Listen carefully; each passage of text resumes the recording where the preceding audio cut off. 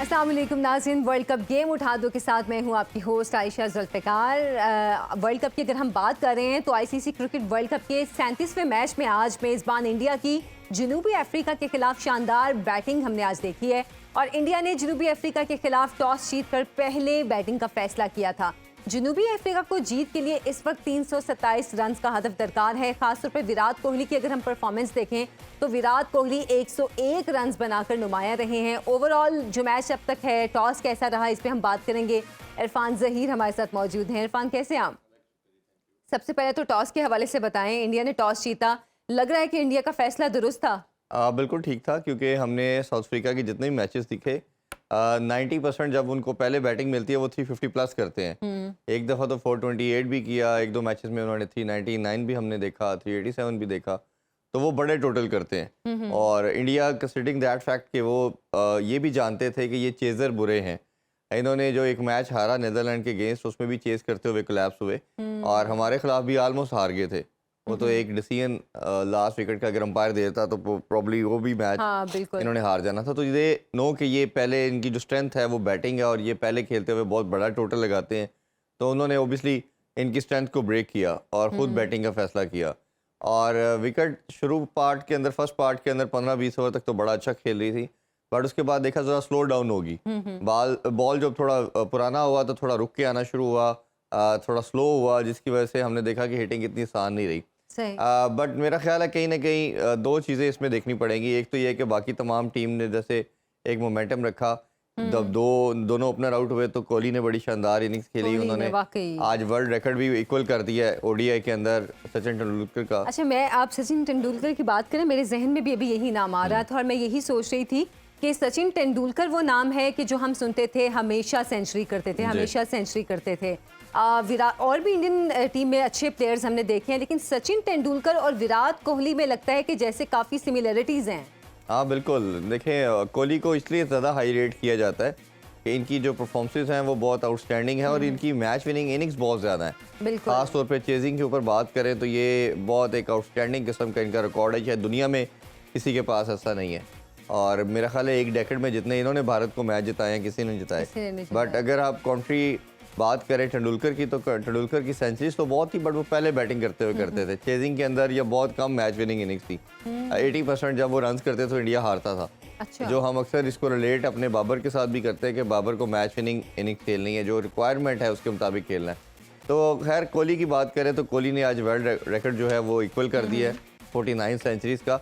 But मुझे कहीं ना कहीं लगता है कि वो साइकोलॉजिकली इस आज मिशन से थे कि मैंने सेंचुरी हर हाल में करके जानी है, और लास्ट दोनों मैचेस में वो काफ़ी क्लोज आके 80s के अंदर आउट हुए थे।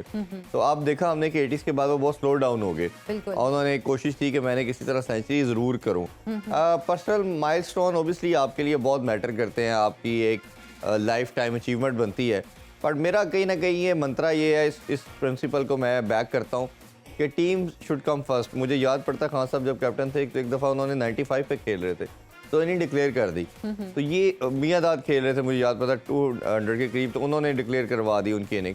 तो ये इस तरह की पास्ट में ना एग्जांपल ऐसी बहुत है लेजेंड्स की। अगर हम बात करते हैं तो वो बियॉन्ड सोचते हैं। जैसे हम डी कॉक को देखा, क्लासन को देखा, वार्नर को देखा, ये जब सेंचुरी के करीब आते हैं तो they never thought about this century.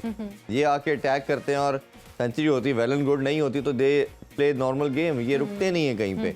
हमने कल उसकी भी इनिंग्स देखी केन विलियमसन की, वो 95 पे आउट हुए। आउट देखे कोई किसी टाइम पे हो सकता है, बट ये जो गोरे हैं इनकी अप्रोच जरा डिफरेंट है। ये पर्सनल माइलस्टोन, सेंचुरीज, रैंकिंग इनको कंसिडर नहीं करते। इनके लिए टीम मैटर ज़्यादा करती है। हमारी एशियन बेल्ट की कहीं ना कहीं मुझे लगता है कि ये शायद साइकोलॉजिकली शायद है, अच्छा, शायद डेलिबरेटली ना भी हो, और साथ में जो आपकी ट्रेनिंग है वो बहुत मैटर करती है। हाँ बिल्कुल ऐसे ही है। और ये आप कहीं ना कहीं आप देखें ना, पूरी दुनिया आज बात करना शुरू हो जाएगी विराट कोहली ने वर्ल्ड रिकॉर्ड बना दिया और वो इक्वल कर दिया रिकॉर्ड।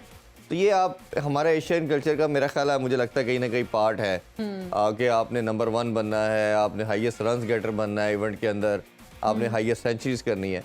तो हम कहीं ना कहीं ये माइलस्टोन के चक्कर में पड़ जाते हैं एशियन। गोरों को आपने कभी बॉलर को भी नहीं देखेंगे, बैटर को भी नहीं देखेंगे। बॉलर भी अगर है उसने अच्छा स्पेल किया है, 4 आउट किए, 5 हैं, अगला मैच कंपेटिटिव आपको लगता है कंपैरिजन में हल्की टीम के साथ है तो अपने आप को ले ऑफ कर लेते हैं। सब्स्टिट्यूट को खिला देते हैं। पाकिस्तान में भी ऐसी कोई ट्रेडिशन नहीं है। हाँ, आपका कोई हल्की टीम आए, जो मर्जी आए, आपकी पूरी फुल स्ट्रेंथ खेलती है। तो ये मेरा ख्याल है कुछ चीज़ें हैं जो हमें अच्छी उनसे सीखनी चाहिए, उनको अडॉप्टेबिलिटी करनी चाहिए। उसके दो फायदे हैं, एक तो आपकी टीम ज़्यादा जीतती है, दूसरा आपकी बेंच स्ट्रेंथ स्ट्रॉन्ग होती है, और एक मोमेंटम आपका जो एक, जिस तरह हमें भी प्रॉब्लम आया, नसीम शाह इंजर्ड हुए तो हमारे पास बॉलर कोई नहीं था।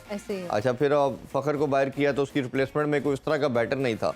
तो ये इस तरह की चीज़ों को मेरा ख्याल है आपको अच्छा, मुझे तो लगता है कि जैसे ना हमारी टीम मोमेंटम से अभी भी बहुत दूर है, अभी भी इनको एक ज़ीरो से स्टार्ट करके ट्रेनिंग की ज़रूरत है। बहरहाल कल का मैच भी अच्छा खेले, और कल फ़खर जमान की हमने ख़ास तौर पर जो देखी, उन्होंने भी सेंचुरी बनाई। कल के मैच में बारिश का रोल कितना ज़्यादा आप देखते हैं? देखिए, मैं इसको सारा क्रेडिट तो वे नहीं करूँगा कि पाकिस्तान ने किया या बारिश ने बहुत ज़्यादा किया। आप कह सकते हैं 50-50 की बात कर सकते हैं, स्पेकुलेट किया जा सकता है होता ना होता, बट जिस तरह उनके केन विलियमसन ने पोस्ट मैच प्रेजेंटेशन में भी कहा कि Pakistan thoroughly deserve this victory. Reason is being कि आपने 25 ओवर में 200 कर लिया था और आपकी एक विकेट गई थी। हाँ, अगर 2, 3 या 4 आउट होते तो फिर मैं ज़रूर कहता कि जी हमारी विकेट गिर गई थी, आगे अगर एक आधी विकेट और गिरती जाना था। और इवन आप ये देखें कि जो छोटा स्पैन दोबारा 3 ओवर का ऑलमोस्ट हुआ, उसके अंदर भी पाकिस्तान बहुत अच्छा खेला। तो उसमें भी हमने छक्के लगाए, फ़खर ने, बाबर ने भी इवन छक्का लगाया, 2 चौके लगाए, तो मोमेंटम सारा हमारी तरफ था। हाँ, ये ज़रूर एक डिबेट की जा सकती है कि हिस्ट्री में वर्ल्ड कप में कभी 400 चेज नहीं हुआ, बट एक दफ़ा 434 भी चेज हो चुका है। साउथ अफ्रीका ने ऑस्ट्रेलिया के अगेंस्ट चेज किया था, तो ये ऐसी भी बात नहीं थी, कोई इम्पॉसिबल चीज़ है।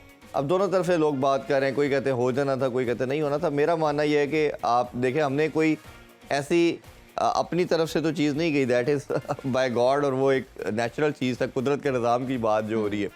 बारिश का आना होना, इतने स्पैन के लिए फिर रुकना फिर होना, तो मेरा ख्याल है कि ये हमारे लड़कों को या फ़खर नुमान को जितना क्रेडिट देना चाहिए वो कम है, कि उसकी गेम अवेयरनेस इतनी ज़्यादा थी, उसको पता था कितने रन हमने करने हैं, कब तेज़ खेला। देखिए, जैसे ड्रिजल शुरू हुई तो उन्होंने गलती की, इस सोदी को ओवर दे दिया, उन्होंने 3 छक्के लगाए उसको, ठीक है। तो 3 छक्के लगाना भी आसान काम नहीं होता। अगर आप ठीक है, आपके इंटरनेशनल लेवल के ऊपर अगर आपकी विकेट उस टाइम गिर जाती तो ये इक्वेशन ये ना होती शायद हमारे, क्योंकि जब विकेट गिरती है तो डकवर्थ लुईस मेथड का क्राइटेरिया चेंज हो जाता है, वो आपके रन 15, 20, 25 रन पीछे आप आ जाते हो।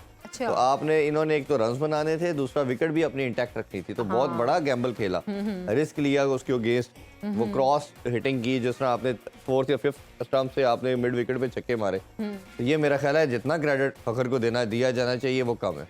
ये आप बिल्कुल ठीक कह रहे हैं। अच्छा, अगर आज जनूबी अफ्रीका की बॉलिंग की अगर हम बात करें, आपको क्या लगा कि जनूबी अफ्रीका ने ज़्यादा रन्स उनको ईजीली दे दिए हैं, क्योंकि इंडिया की बैटिंग तो अच्छी थी ही, और विराट कोहली की हम परफॉर्मेंस की भी बात करें, जनूबी अफ्रीका की बॉलिंग को एक तो कैसे देखते हैं, और अब आपको क्या लगता है ये चेज़ उनके लिए आसान होगा?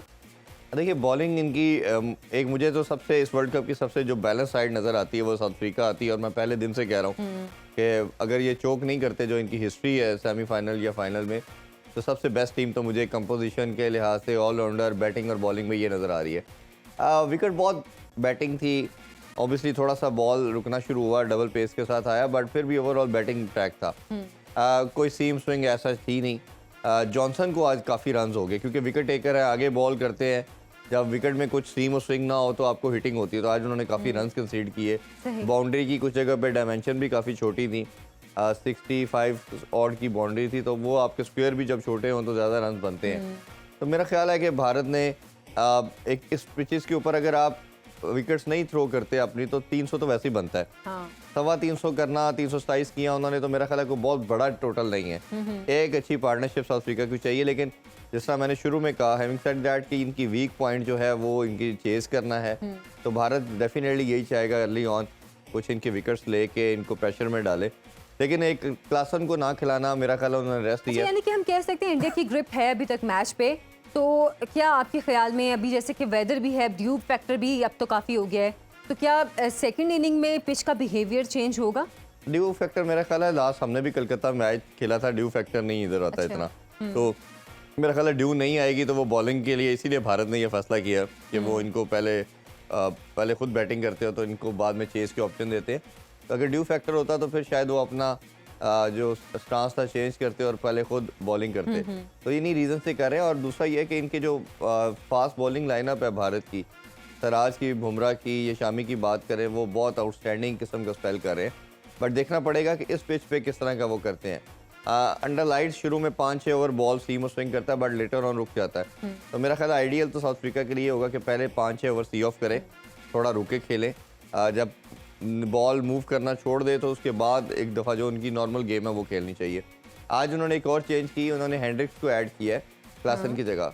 क्लासन हम सब जानते हैं कि इस वर्ल्ड कप का सबसे डेविस्टेटिंग किस्म का वो बैट्समैन के तौर पे आए हैं, और जिस तरह की वो शानदार सेंचुरीज भी उन्होंने की हैं, तो उनको रेस्ट दिया गया मेरा ख्याल है सेमीफाइनल के लिहाज से। वो किसी तरह की उनकी फटीगनेस नहीं चाह रहे होंगे। हेंड्रिक्स की भी 2 मैच खेले कैप्टन बुमा की जगह पे, जो दोनों बड़े ज़बरदस्त उन्होंने खेले, बड़ा ज़बरदस्त फॉर्म में है। लेकिन आज उनका रोल डिफरेंट होगा क्योंकि उनका नंबर शायद 5 या 6 होगा। अच्छा। तो ये एक मेरा ख्याल है कि लेकिन बैटिंग लाइनअप उस डिस्पाइट ऑफ ऑल इनकी बड़ी ज़बरदस्त है। लेकिन वो जो मसला इनका दोनों मैचेस में इस वर्ल्ड कप में चेज़ करते हुए रहा वो था, अगर मुझे लगता है कहीं ना कहीं साउथ अफ्रीका चेज़ कर जाता है तो ये एकदम से अनबीटेबल साइड, अभी तो भारत को हम कह रहे हैं ना, तो फिर साउथ अफ्रीका का कॉन्फिडेंस बहुत हाई हो जाएगा। बिल्कुल, और अगर इस ऐसे ही है। कॉन्फिडेंस के साथ जाएंगे कि आप टॉस जीत के हमने कोई फर्क नहीं पड़ता, हमने अभी भी बैटिंग करनी है। अभी भी साउथ अफ्रीका पॉइंट्स टेबल पे सेकंड नंबर पे है, इंडिया के बाद है, तो यकीनन ये इनका तो रन उनका रेट बड़ा कॉन्फिडेंस अच्छा है, बूस्ट अगर- करने वाली बात है। हाँ, और अगर ये आज का मैच जीतते हैं तो ये पॉइंट टेबल में नंबर 1 भी हो जाएंगे। नंबर 1 तो इनकी ये भी एक अप्रोच आज कोशिश होगी किसी तरह हम जीत के नंबर 1 आए, क्योंकि जो नंबर 1 पे आएगा उसका नंबर 4 के साथ मुकाबला होगा। अच्छा। और जो मोस्ट लाइकली लग रहा है जो नंबर 1 पे आएगा उसकी कोशिश होगी हम 1 पे आके पाकिस्तान या न्यूजीलैंड में से किसी के एक के साथ वो खेलेंगे सेमीफाइनल।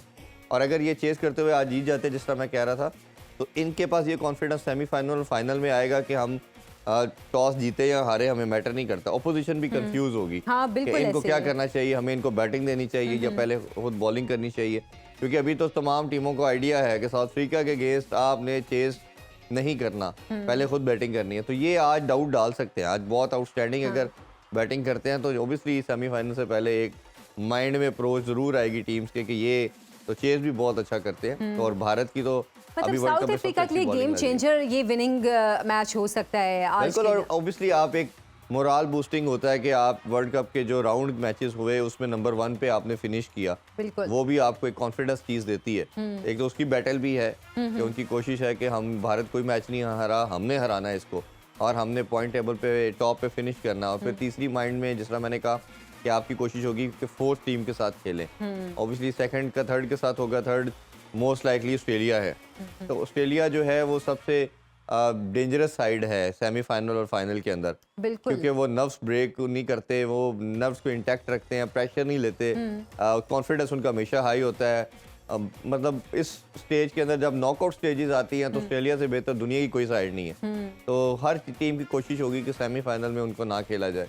तो ऑब्वियसली फाइनल में तो फिर जो आएगा आपने खेलना ही है। अच्छा इरफान, पाकिस्तान और अफगानिस्तान की पॉइंट्स टेबल पे तकरीबन सेम नंबर ही हैं दोनों के, तो आपके ख्याल में पाकिस्तान को क्या अगले मैचेस में स्ट्रेटजी अपनानी चाहिए कि वो एक तो पॉइंट्स टेबल पे भी अपने नंबर भी ज़्यादा करे अफगानिस्तान की निस्बत, और दूसरा जो रैंकिंग है उसमें भी अपनी बेहतर करें? देखिए, अभी रैंकिंग का तो कोई भी नहीं सोचेगा, आपका सारा का यही फोकस होगा कि किस तरह आपने सेमीफाइनल में क्वालिफाई करना है। ओबियसली तीनों टीमें हंट के अंदर है, हम अफगानिस्तान और न्यूजीलैंड।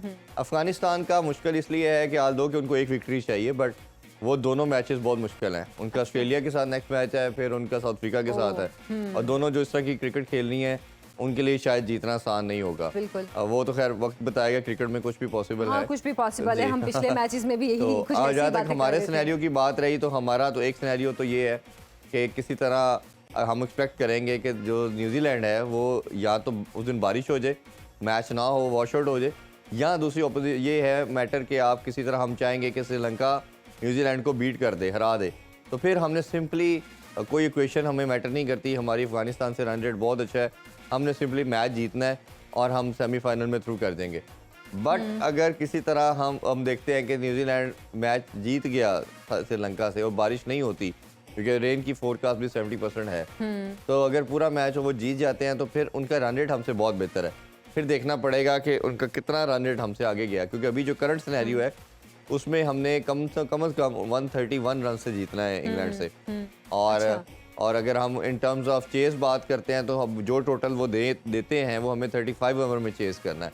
तो इस तरह की क्वेश्चन इतनी सिंपल नहीं है पाकिस्तान के लिए। अच्छा वो थोड़ा इरफान, मुश्किल है। आपके ख्याल में क्या डीआरएस सिस्टम की अगर हम बात करें तो उसको कंट्रोवर्शियल करने की कोशिश की जा रही है, क्योंकि कोहली का भी आउट था जो कि नहीं दिया गया और ऐसा लग रहा है कि जैसे उनको सेंचुरी करने का मौका दिया गया, तो क्या ये चीज़ कंट्रोवर्शियल करने की कोशिश की जा रही है? देखिए ये पहले भी वाइट बॉल एक बार हुई थी। अगर ये बात करें तो ऑब्वियसली इसका ये एक ऐसी साइंस है जिसके ऊपर शुरू से रिजर्वेशन है। हमें याद पड़ता है 2011 के सेमीफाइनल में सईद अजमल ने आउट किया था सचिन तेंदुलकर को और अंपायर ने ऑन फील्ड अंपायर ने आउट दिया था और वो नेकेड आई से बिल्कुल लग रहा था कि विकेट के सामने लग रहा है और बॉल जिस तरह बॉल की ट्रैजेक्टरी थी कि वो विकेट्स को टच बॉल विकेट को लगेगी। बट हमने जब DRS मेथड देखा तो फिर हमने देखा कि बॉल पूरा मूव कर गया, विकेट को टच ही नहीं किया। ये तब भी बहुत कंट्रोवर्सी हुई थी और सईद अजमल और बाकी सब ने बहुत बात की कि ऐसा कब ऐसे लगता है। एम्पायर ने भी इवन कहा कि ये तो मुझे नहीं लगता किस तरह विकेट को मिस कर गया। अभी लास्ट मैच जो हम साउथ अफ्रीका से हारे हैं उसमें जब हारिस रऊफ की बॉल के ऊपर भी अंपायर ने आउट नहीं दिया तो हमने DRS लिया थर्ड अंपायर के पास, तो उसमें भी हमने देखा कि बॉल मिस कर रही थी, टच कर रही थी बट मिडिल पे नहीं लग रही थी। बॉल का 2/3 पार्ट लगना विकेट को जरूरी होता है। हाफ से ज्यादा पार्ट लगेगा विकेट को तो फिर वो आपका रिवर्स करेंगे अंपायर के डिसीजन को। इसमें तीसरी डिबेट ये भी है जिसमें तमाम लेजेंड संगाकारा को भी मैंने उस दिन सुना, रिकी पॉन्टिंग, वसीम अकरम, सबका मानना ये है कि अगर बॉल लग रहा है और DRS का मकसद क्या है, अगर लग रहा है तो आउट देना चाहिए। ये हाफ पार्ट लग रहा है, हाफ नहीं लग रहा और ऑन फील्ड के अंपायर की तरफ जाना ये इर्रेशनल किस्म की पॉलिसी है। और जहाँ तक उसकी बात करें स्निको की या DRS की, तो उसमें जो क्वेश्चन दिखाते हैं वो तो कंप्यूटर दिखाता है, वो तो आपकी एक सिमेट्री बता रहा है, इधर बॉल पिच की है इधर लगी है, वो 100% तो नहीं है। अभी उसमें एक छोटी सी एग्जांपल है, नूर अहमद ने लास्ट मैच के अंदर DRS लिया तो उन्होंने कहा जी कि ये तो बॉल टाइम खत्म हो गया इरफान, वरना मैं आपकी पूरी बात जरूर सुनती। लेकिन उसने कहा मैंने गूगली कराई थी अंपायर से, उसने कहा तो अब वो कंप्यूटर तो नहीं माइंड पड़ रहा ना, मैंने इसने गूगली की है कि नहीं की, उसने फुल टॉस को। चले बहरहाल अभी दूसरी इनिंग स्टार्ट होने लगी है और गालिबन स्टार्ट हो चुकी है और अब देखेंगे कि जनूबी अफ्रीका की टीम किस तरह बैटिंग कराती है। प्रोग्राम से इतना ही, मुझे इजाजत दें, अल्लाह हाफिज।